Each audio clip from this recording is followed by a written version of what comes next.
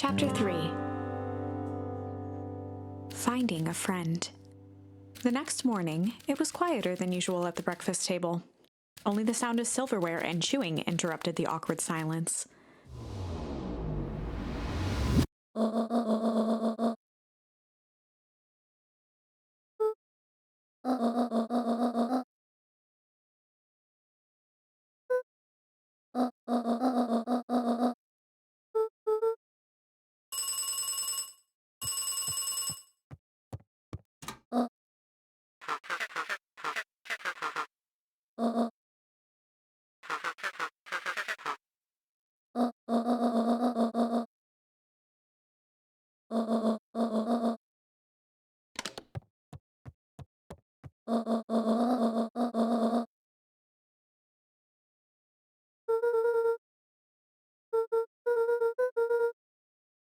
Gran's brow furrowed. She let out a long sigh. Her voice was quiet and even.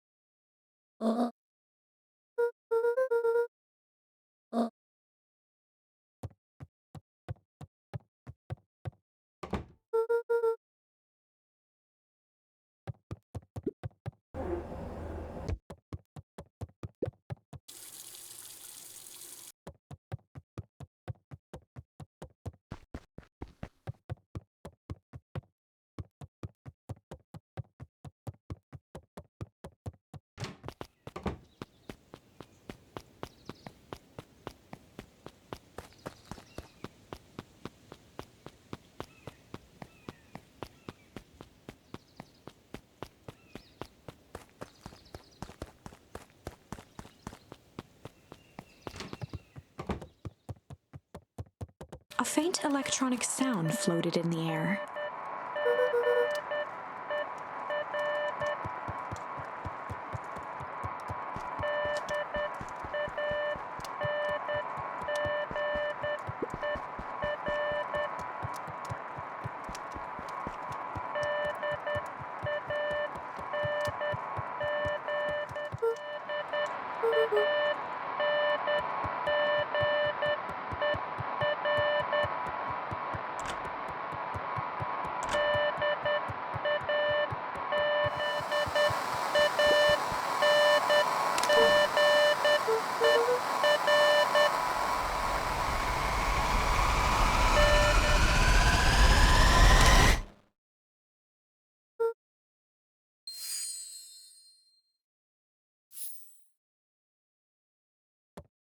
Luca glanced at the now silent walkie-talkie.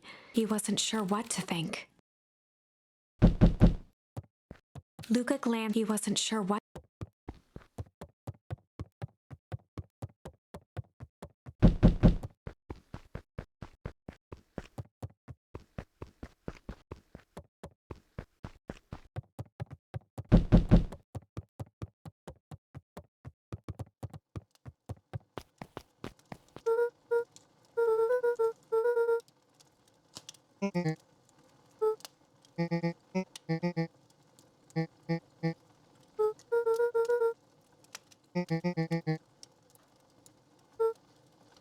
A pit formed in Luca's stomach.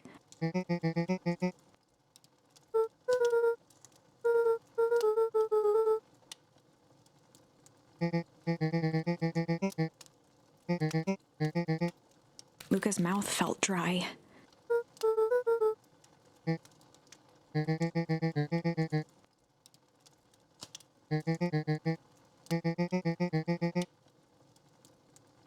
Luca could feel his heart beating in his throat.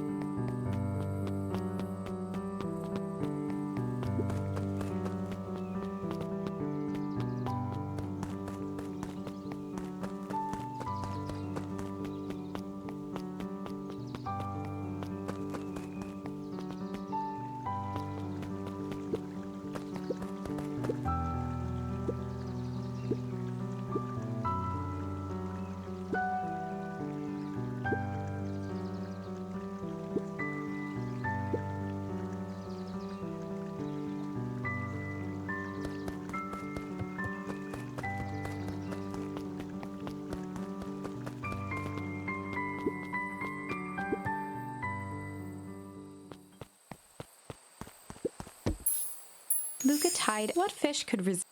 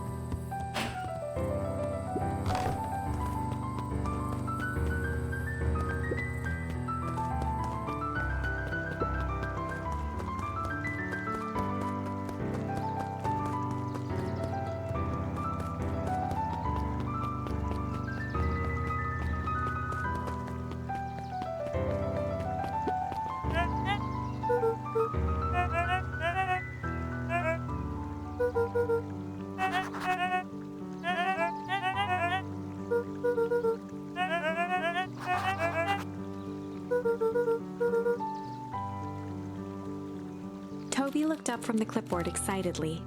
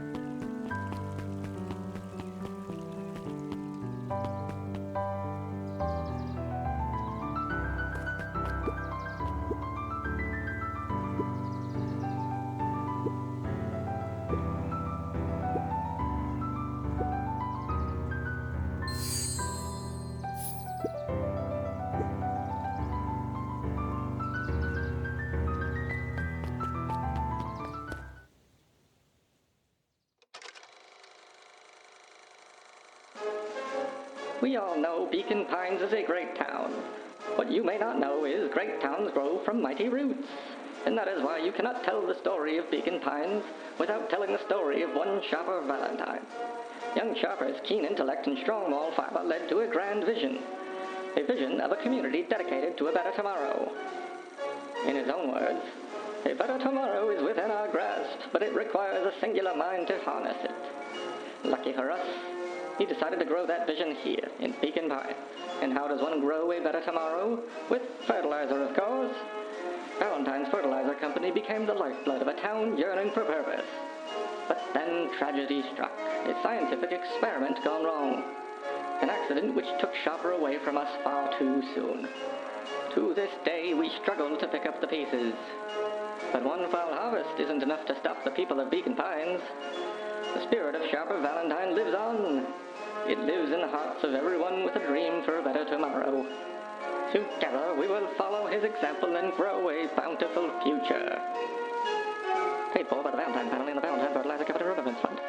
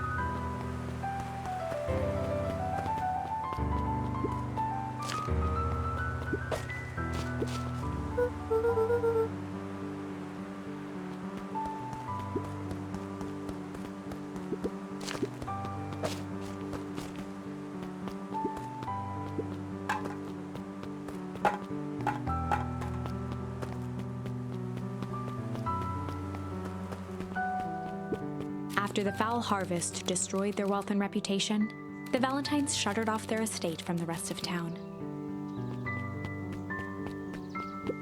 The Valentine mansion loomed, both figuratively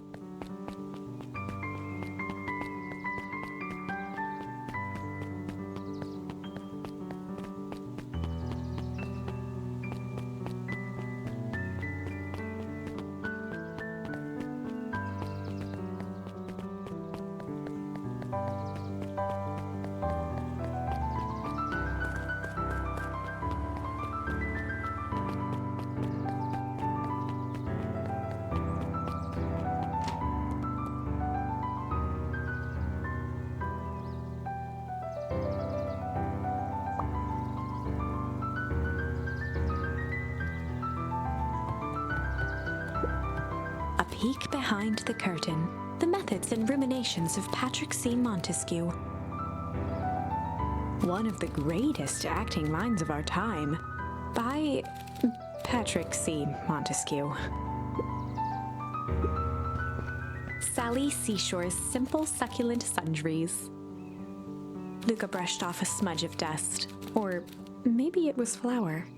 30 recipes so easy you'll doubt it's even edible.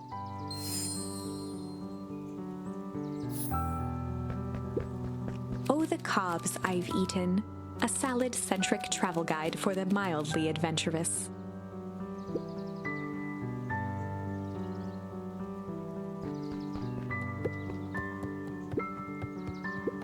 There were rarely any actual new additions.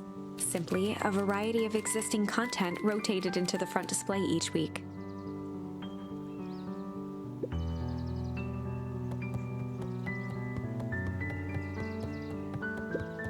Mycological phosphorescence.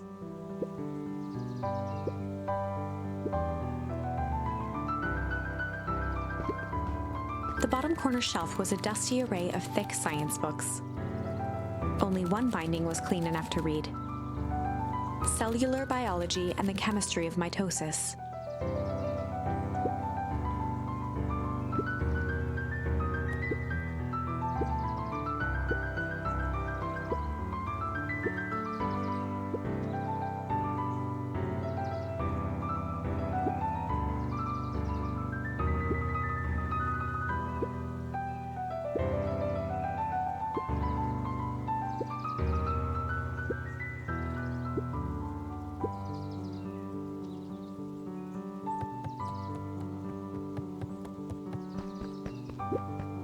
The entire top level of the library was devoted to comics, most of which were Hank Atomic and the myriad of lesser revered spin-offs.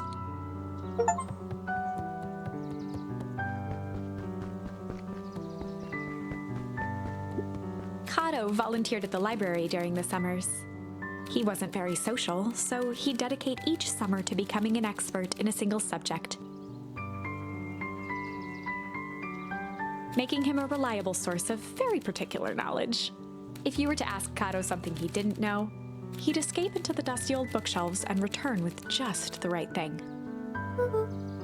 Kato was lost in his reading. Luca crooked his neck to see the title, Introduction to Melitology.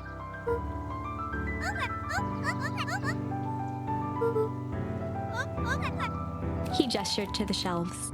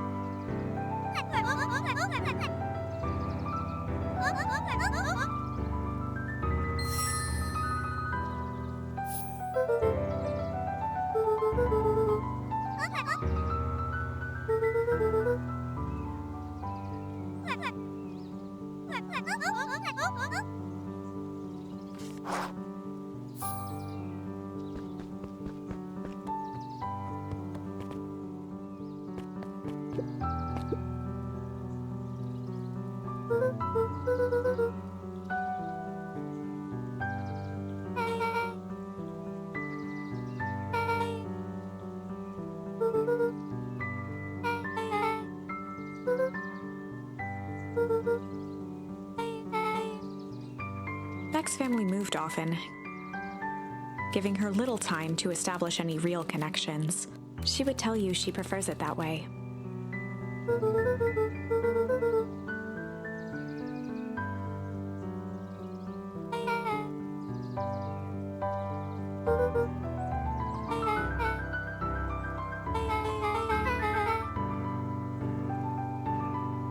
Luca shifted his feet uncomfortably.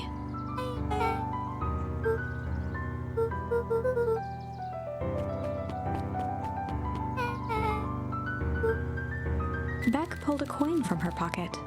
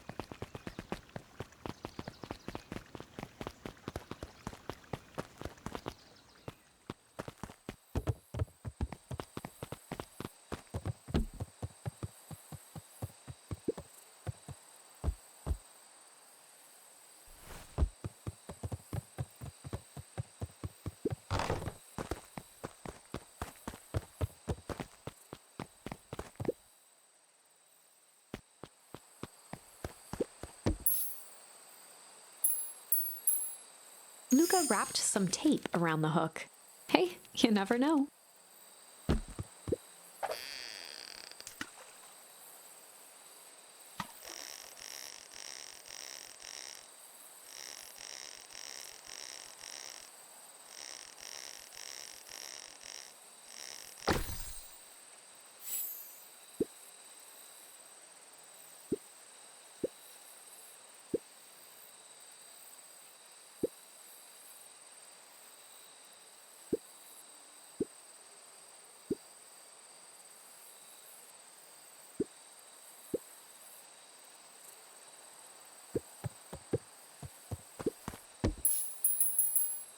Luca stuck a toy stretchy hand onto the hook.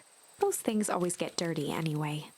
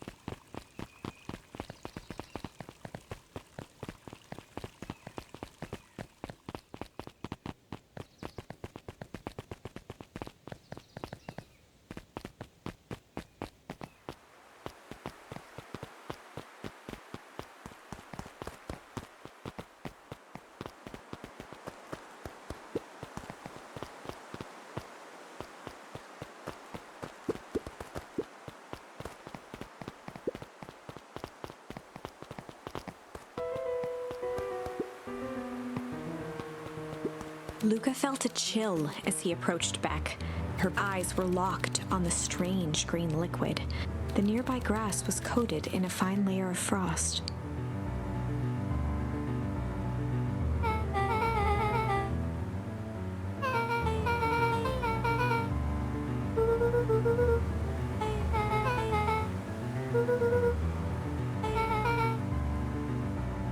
Luca watched as Beck dipped a broken tree branch into the goo.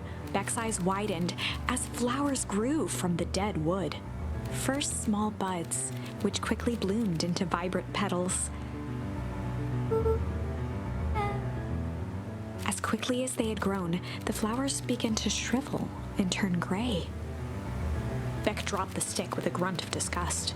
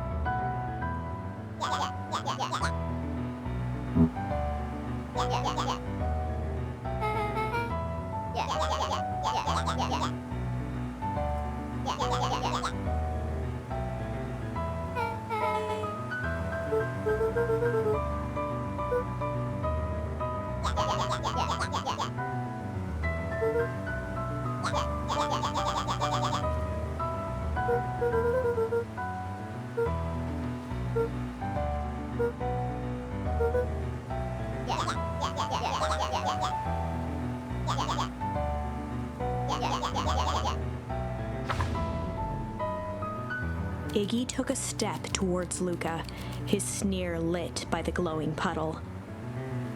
Beck could see tears welling in Luca's eyes, his fists clenched. Some things about Beacon Pines were very different from the city, but a bully from a hayseed town is really no different from a city bully. Beck took a deep breath and thought.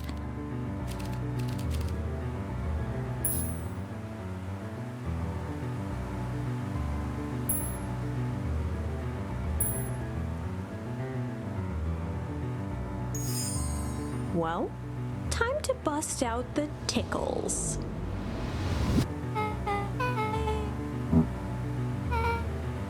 Beck lunged forward and began to tickle under Tish's arms.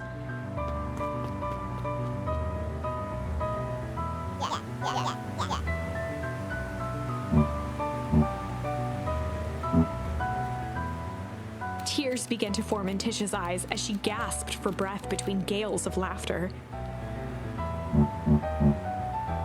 Beck redoubled her efforts until Tish finally had had enough.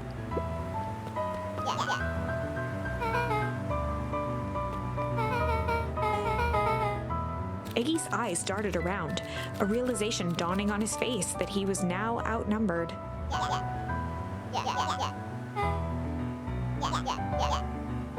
Iggy kicked at the puddle before making his escape.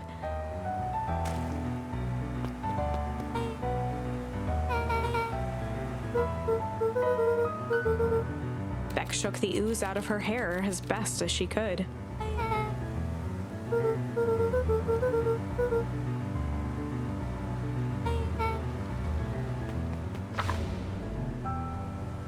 Chapter 4.